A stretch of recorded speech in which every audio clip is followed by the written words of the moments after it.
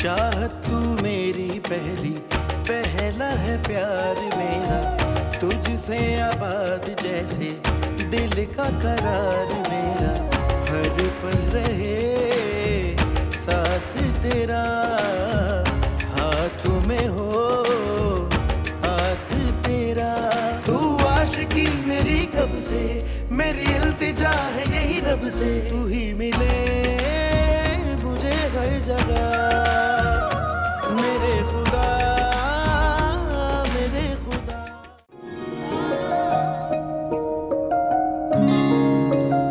بفرمایید. ممنونم.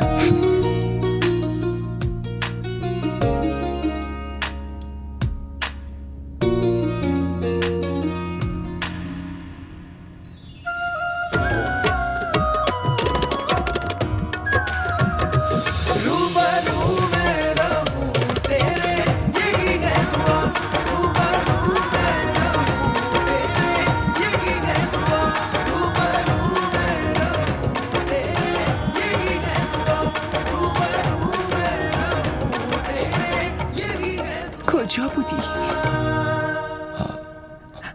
هرچی زنگ زدم جواب ندادی. کجا بودی ها؟ خب چی؟ میدونی که اگه نمی اومدی چی میشد؟ چی میشد؟ من میمردم. این چه حرفیه میزنی؟ तेरे मर जाने साई ते जिउंदे अनु मार मुकावे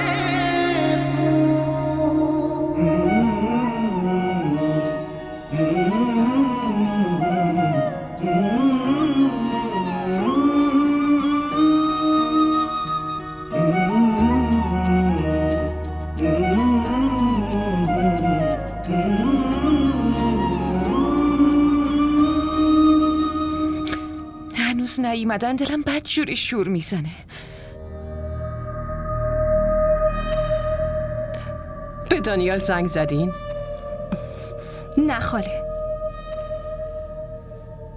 ویدا گفته که چه نسبتی باهاش دارم؟ آره ویدا گفته بود که شما زنموش هستین، درسته؟ فقط زنمو؟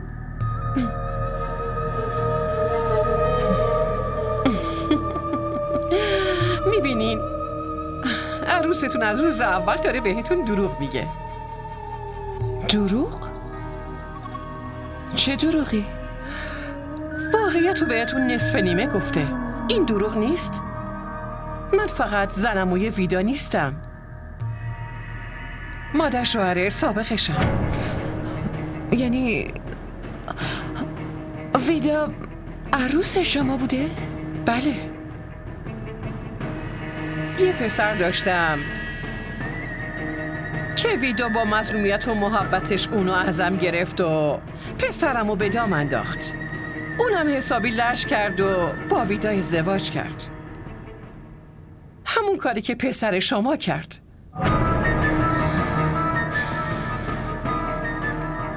و بعدش چی؟ نحسی ویدا پسر منو گرفت و شب جشن ولیمش از این دنیا رفت. اونم همونطور لج کرد و دنبالش رفت، همونطور که دانیال رفته. و بعدش یکی پسر منو کشت. کشت؟ آره کشت. انشالله خیر باشه. اما دانیال هنوز بر نگشته. مامان نگران نباشین، به داداش زنگ میزنم. زود زنگ بزن، دلم داره شور میزنه. خدا به خیر بگذرونه، خیلی نگران شدم. ببینم تو از اینکه دیر کردم نگرانم شدی؟ خیلی نگرانم شدی. آره؟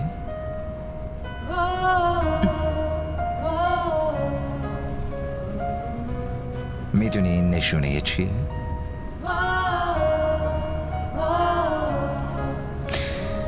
نشونه اینه که بانوی من یواش یواش داره بهم علاقه‌مند میشه.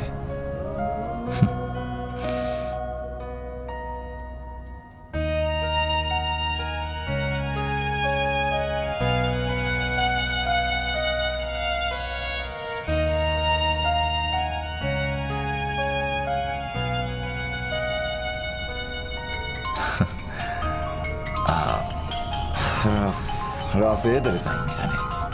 حتما حسابی ازمون عصبانی شده. اشکالی نداره، همین که برسیم همه عصبانیتش دود میشه و میره آسمون. دیگه جواب نمیدم، الان میرسیم.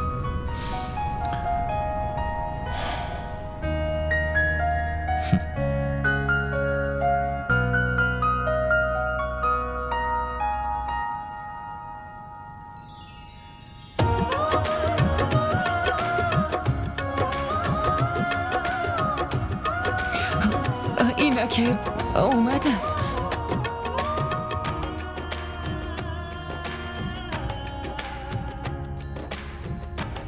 ماشاءالله ماشاءالله دخترم، همیشه خوشبخت باشی.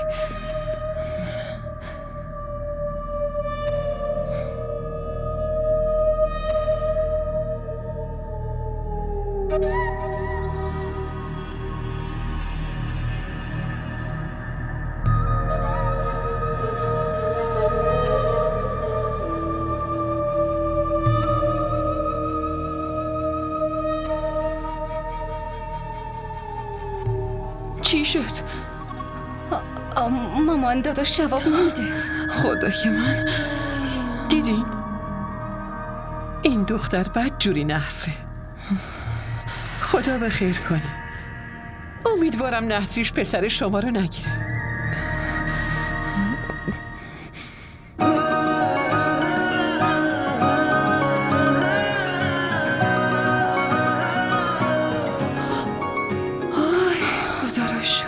بالاخره اومدن.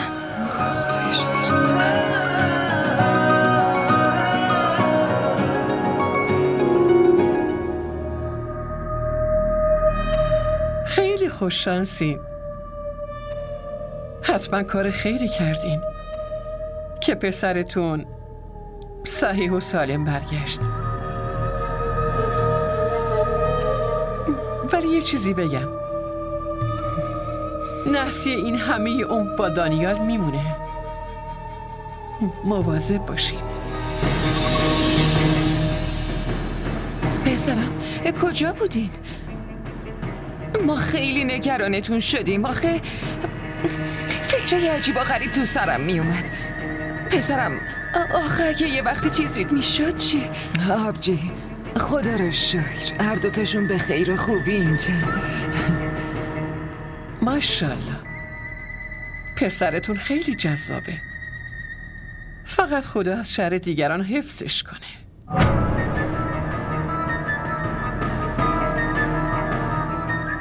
کجا بودی پسرم؟ خیلی نگرانمون کردی. راستش عمو توی راه ترافیک بود، واسه همین یه خورده دیر شد. عیب نداره پسرم، خوبه که اینجایی. بیا. پسرمو زیر خاک کرد، به دیگران غم داد. حالا خوشبخت بشه عمرن.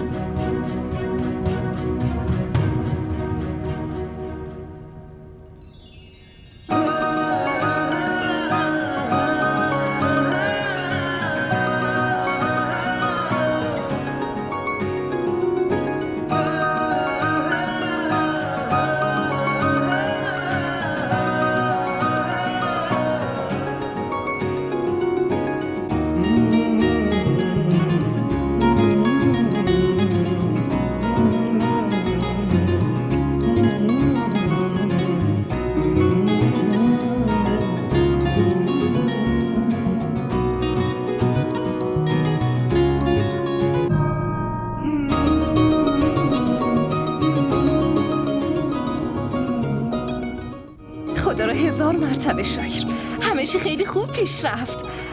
ولیمه خیلی عالی برگزار شد و زن داداش عالی شده بود. آیزا رو دیدین؟ اونم خیلی ناز شده بود. من که برای داداش خیلی خوشحالم. شما چطور شده؟ چرا اعصابتون خورده؟ ببینم اون حرفا رو شنیدی یا نشنیدی؟ شما به خاطر اون حرفا نگرانین؟ حدس می‌زدم که یه اتفاقاتی براتون افتاده. رافع، من خیلی زیاد نگرانم، میفهمی؟ مامان جان، منم نگرانم، ولی شما که میدونین نمیتونم ناراحت ببینمتون. واسه همین آروم باشین. فعلا برین استراحت کنین. خیلی خسته شدین. براتون شیر گرم میارم. لطفا. من شیر نمیخوام. الان میرم تو اتاقم و نبینم که باز برام از این چرت و پرت آوردی. فهمیدی چی گفتم؟ باشه بریم. اخماتون رو وا کنین. عمو رحیم، شیر رو گرم کنین.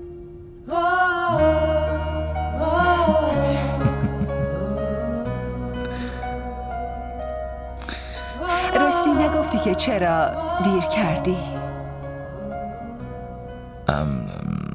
قشنگه؟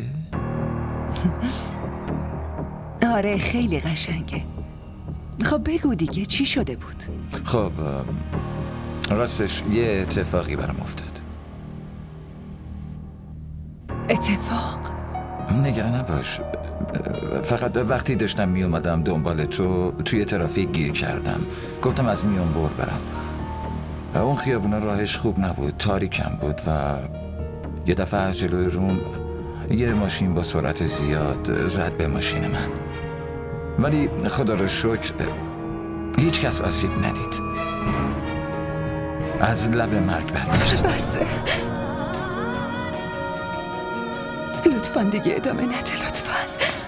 اگه چیزی میشد من قبل از تو میمردم. ویدا تو حالت خوبه؟ چت شده؟ من خوبم، چیزیم نیست، مطمئن باش. لطفاً این کارو نکن ویدا، بس دیگه. بهم قول بده که مواظب خودت هستی. به خاطر من باید مواظب خودت باشی. چشم بانویم.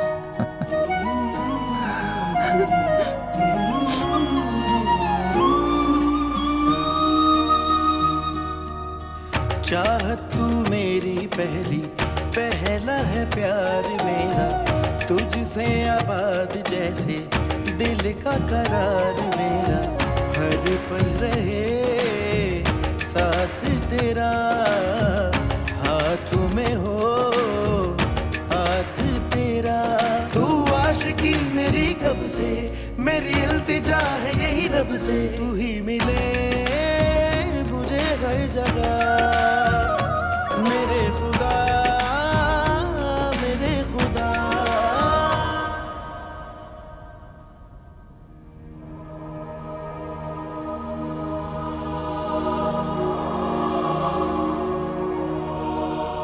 نه، الان وقتش نیست. نباید مزاحمشون بشم.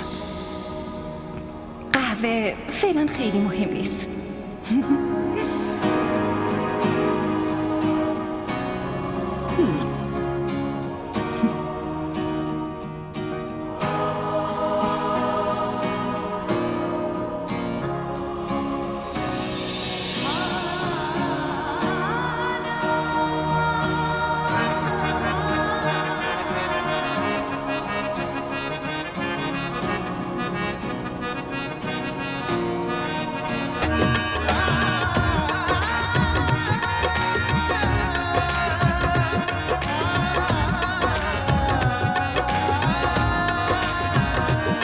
मैं फकत ज़ात हूँ, हर ज़माना है तू, इब्तिदा भी मेरी इंतहा भी है तू, मेरी उम्मीद का हर सहारा है तू, मेरे गम के भंवर का किनारा है तू, तेरी हंसी तेरी खुशी मेरे लिए जन्नत यही, रूबरू मैं रहूं तेरे यही है दुआ, मेरी आंखों में रहे तेरे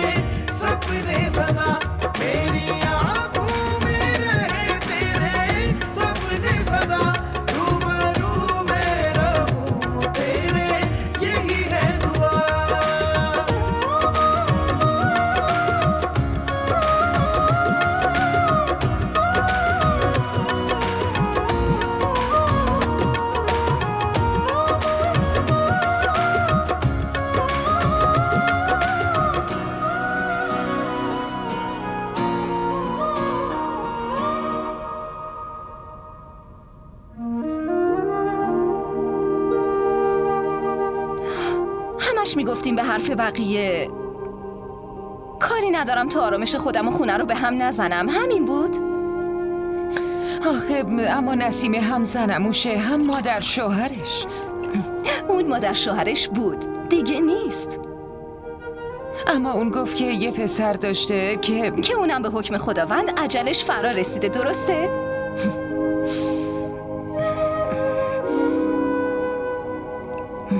مامان، شما که میدونین هیچکی تا ابد تو این دنیا زندگی نمیکنه. یه روزی زمان مرگ هممون میرسه و اجل فقط به حکم خدا و با رضایت اون میاد، نه با نفرین، نحسی یا طلسم کسی. تو چرا اینقدر ازش دفاع میکنی؟ واسه اینکه اون زن داداشمه، همسر داداشمه، دوست داشتنشم وظیفه منه و حمایت کردن از اون در مقابل هر ظلمی هم که میشه بازم وظیفه منه. محبت کردن و احترام گذاشتن وظیفه شما هم هست. اونم دختر شماست، همونطور که من دخترتونم. بازم نگرانم. آخه همین یه پسر رو دارم. مامان، منم همین یه داداش رو دارم، ولی اصلا نگران نیستم. من مادر تو هم، تو که مادر من نیستی. مادر و دختر یکی هن دیگه. گاهی باید دختر جای مادر باشه، گاهی هم مادر جای دختر. مامان، من نمیذارم شما مادر شوهر ظالم و سنگدلی باشین. واسه همین هر وقت که از زن داداش بد بگین، من مثل مادر نصیحتتون میکنم.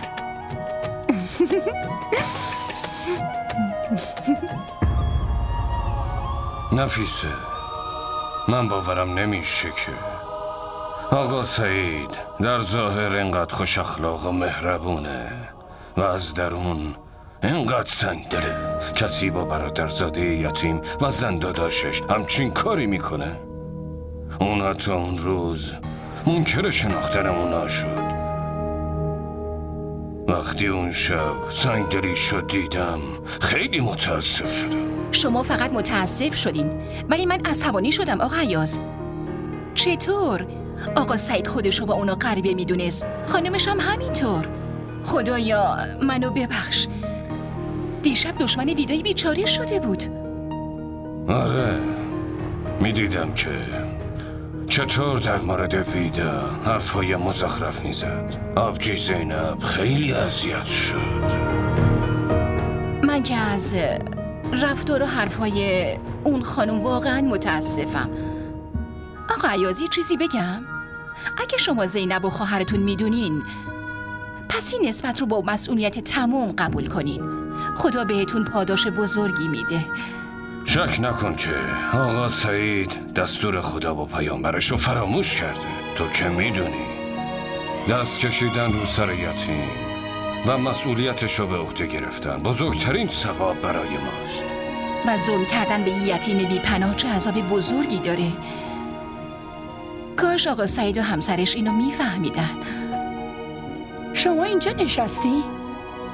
تو پذیرایی دنبالتون بودم. بله آبجی، همه چی خوبه؟ آره همه چی خوبه. میخواستم باهاتون یه مشورتی بکنم. نه. مشورت؟ ما دیگه میخوایم کم کم بلیت رفتنمون رو بگیریم. چی؟ بلیت رفتن؟ آره نفیسه، اونجا خونمونه، کار و بارمونه، اینقدر زیاد که نمیتونیم به کسی بسپریمش. واسه همین باید دوباره برگردیم. و آیزا؟ معلومه که آیزا الان نمیتونه با همون بیاد. درست شدن کاراش یه خورده زمان بره. چقدر زمان میبره؟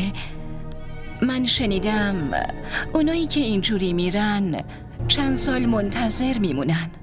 نه نفیسه، اینقدر زمان نمیبره. ما گرین کارت اون کشور رو داریم. 4-5 ماه دیگه کاراش درست میشه. تو اصلا نگران نباش. خب خانم، من دیگه دیرم شده، باید برم. باشه شما برین، من کیفتون رو میگم بیارن. بختیار، کیف آقا رو براشون ببر. پس منم به سمر بگم که بره بلیطا رو بگیره. باشه آبجی.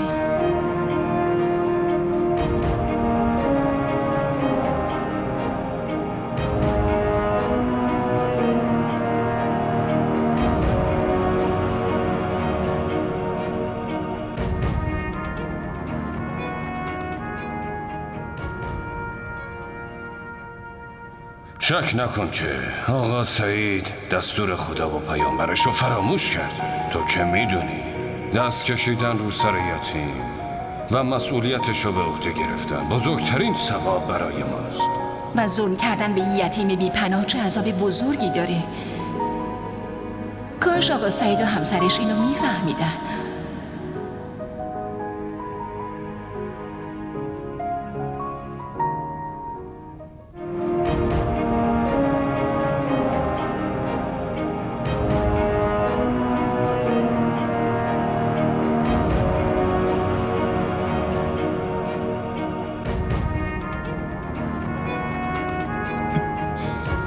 زن داداش، اگه اجازه بدین دیگه میخوام برم خونه. چرا آبجی زینب؟ مگه اینجا خونه خودتون نیست؟ خونه داداشا واسه خواهرها خونه خودشونه، جایی که توش مهر و محبت موج میزنه.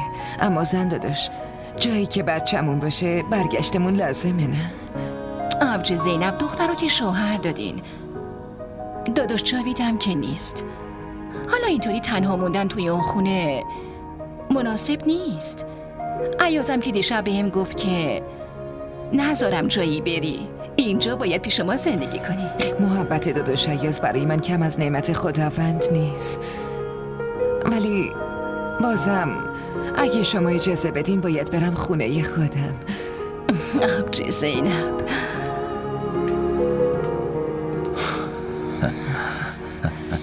آبجی نفیس کاملا درست میگه. تو لازم نیست دیگه به اون خونه بری. ببین، اگه عیاز مثل یه برادر مهربونه و ازت حمایت میکنه، تو که خواهر خودمی. تو فراموش کردی که من و تو از یه پدر بزرگ هستی؟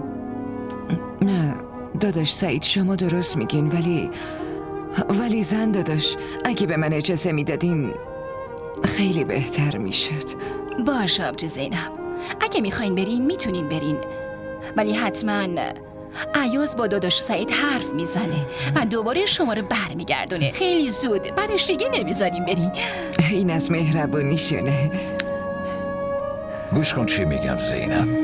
بهتره تو یه چند روزی بری پیش دامادت و دخترت و لازم نیست دوباره به این خونه برگردی، چون برمیگردی به خونه قبلیمون.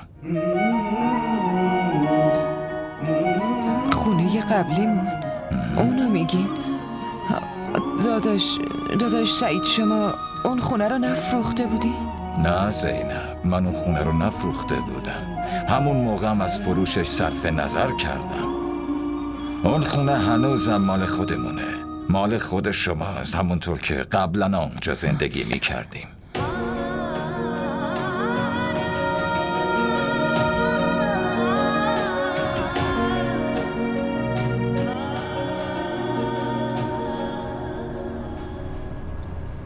بلیتا، من که فکر میکردم میریم شمال ماحصلمون اونجاییم، ولی قسمت اینه که با هم دیگه تو اروپا باشیم. پاریس، میریم پاریس. اینا که درست، ولی چه ضرورتی بود که اینقدر زود برگردی؟ کی دلش میخواد از اینجا زود بره؟ اونم بدون تو. راستش یه سری مسائل کاریه. ببین، تو روی این پروژه بیمارستان کار میکنی، منم یه همچین پروژه اونجا دارم که قبل از اومدنم به مدیر واگذار کردم، ولی متاسفانه یه مشکلاتی براش پیش اومد که نمیتونه درستش کنه. واسه همین حتما باید برم اونجا. و از طرف زود برگشتنم خیلی خوبه. خودم کارای اقامتتو میکنم تا برای همیشه با هم باشیم. خب بگو، حالا نظرت چیه؟ خوبه؟ بستنی میخوری؟ هم میخوری، میدونم.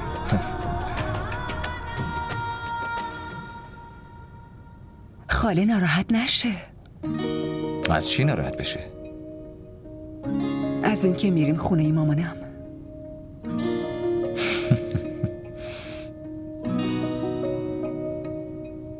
اگه ناراحت شد دوتاییمون رازیش میکنیم. تو هم بهتره یک کاری بکنی، به جای خاله بهش بگو مامان. خیلی با محبت، مثل یه عروس فرمان بردار. البته یه عروس خوب. بهش ارزش بده و ازش اجازه بخوام. چطور ازش اجازه بخوام؟ مگه از مامان خودت وقتی میخوای اجازه بگیری کاری انجام بدی چی کار میکنی؟ بریم.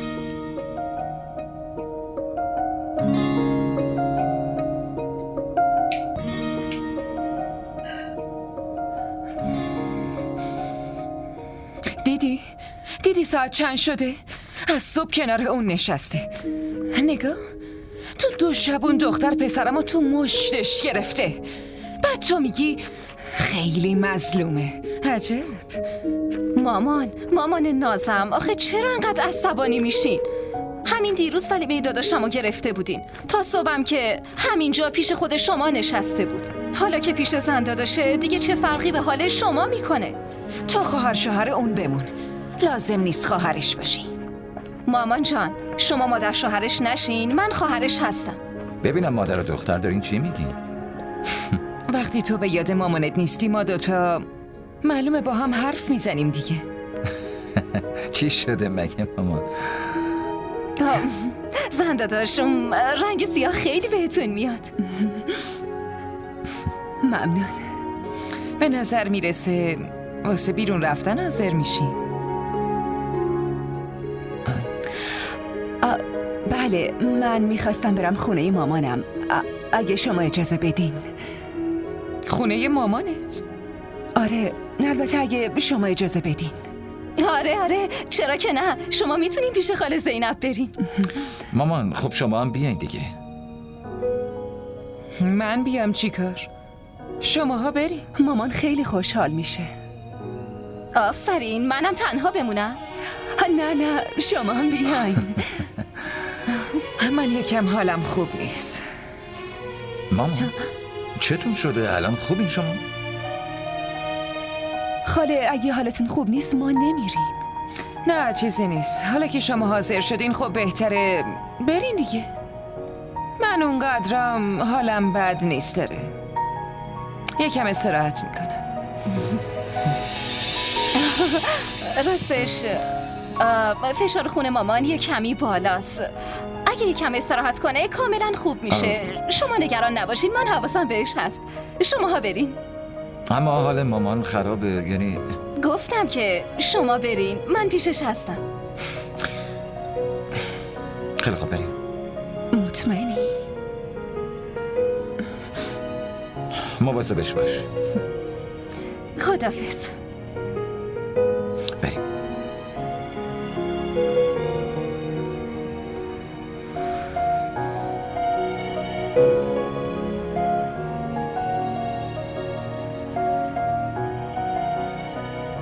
برم پیش مامان.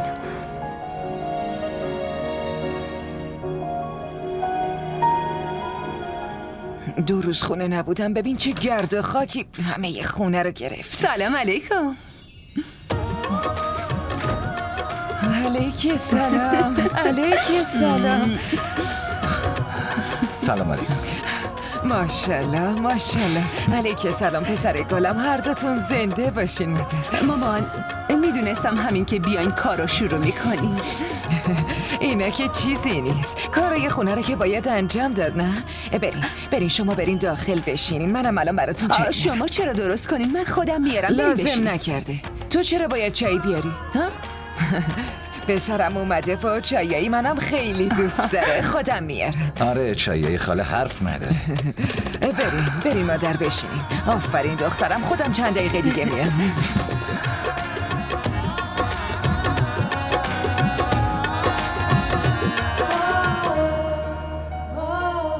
چی شده؟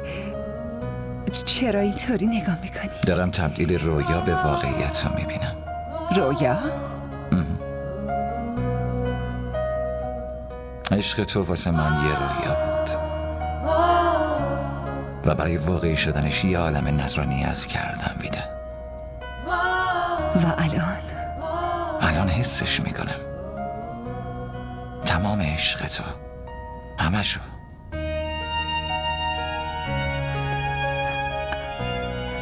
مامان تو آشپزخونه تنهاست، میرم کمکش کنم.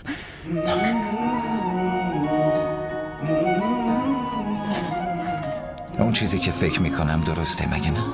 درسته؟ چی درسته؟ که تو هم منو دوست داری ویده.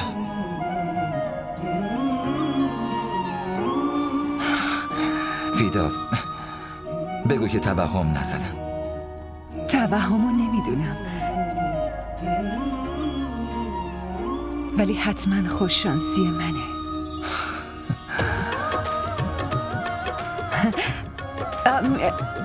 مامان تو آشپزخونه تنهاست، میرم کمکش کنم. ولی من اینجا بدون تو تنها چی کار کنم؟ منتظر بمون. برات مجله میارم اونو بخونی.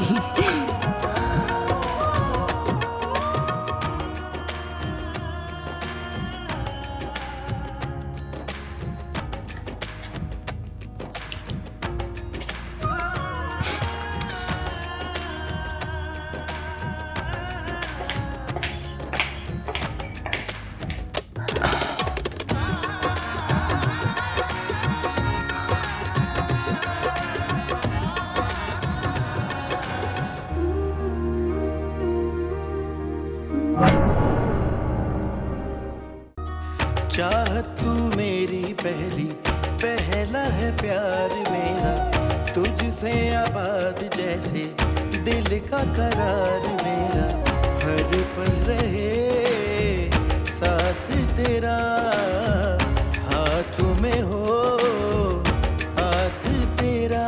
तू आशिकी मेरी कब से, मेरी इल्तिजा है यही रब से, तू ही मिले